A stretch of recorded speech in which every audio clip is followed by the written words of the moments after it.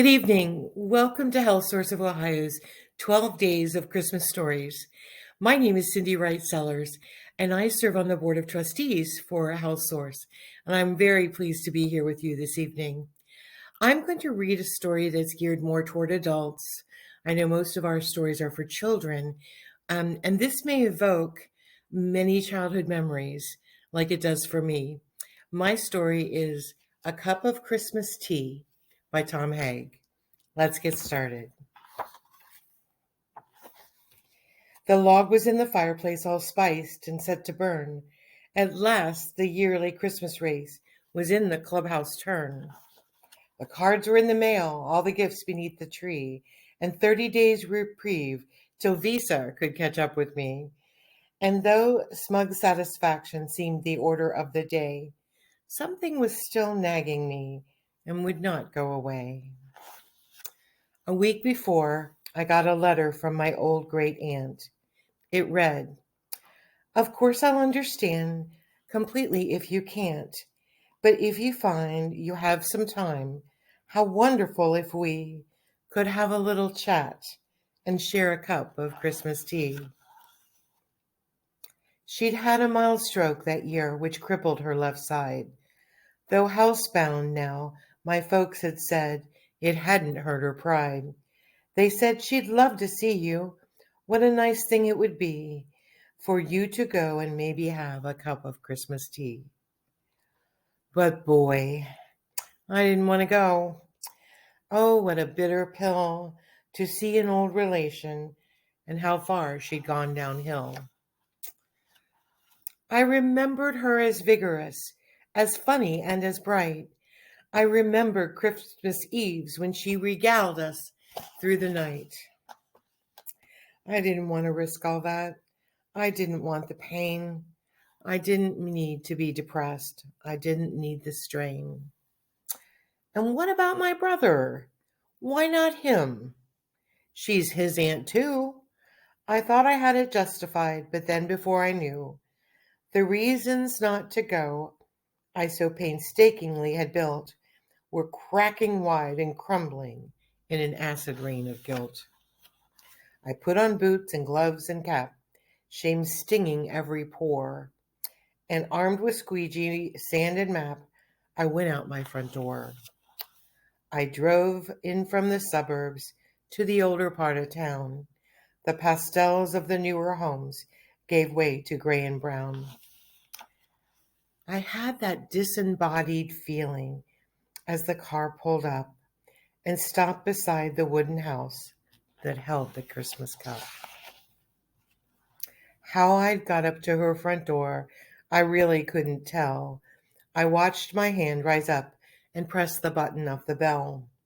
I waited, aided by my nervous rocking to and fro. And just as I was thinking I should turn around and go, I heard the rattle of the china in the hutch against the wall.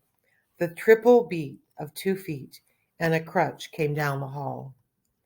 The clicking of the door latch and the sliding of the bolt, and a little swollen struggle popped it open with a jolt. She stood there, pale and tiny, looking fragile as an egg.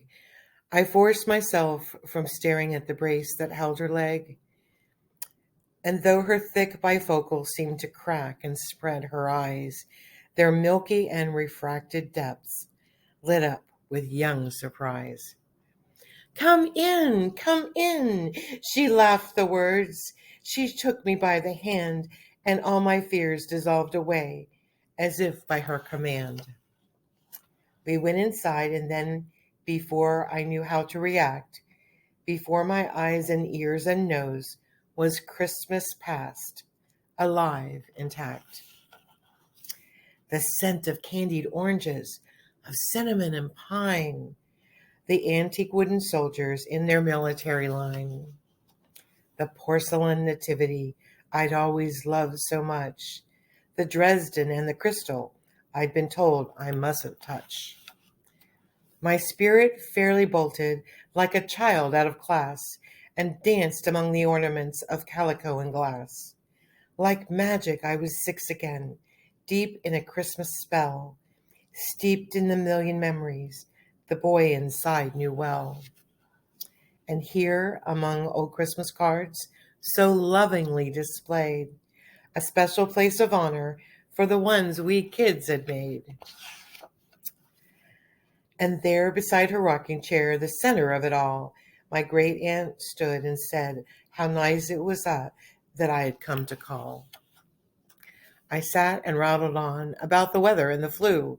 She listened very patiently, then smiled and said, "What's new?"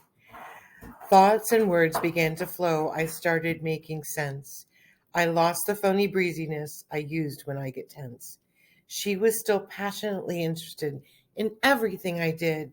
She was positive, encouraging, like when I was a kid.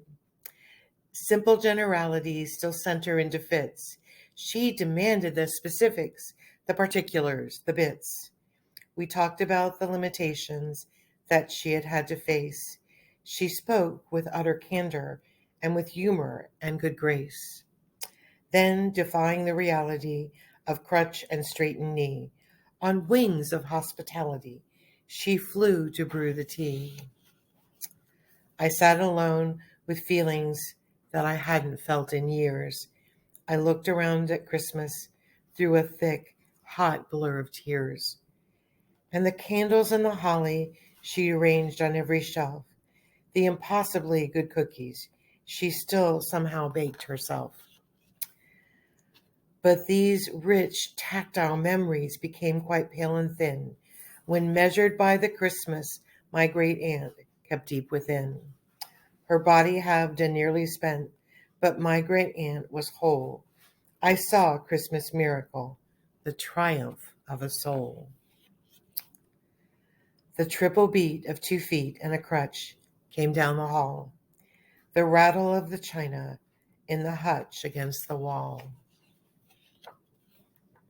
She poured 2 cups, she smiled, and then she handed one to me. And then we settled back and had a cup of Christmas tea. I hope for each of you that you have the chance to take a walk down memory lane and perhaps have a chance to enjoy a cup of Christmas tea with someone you love.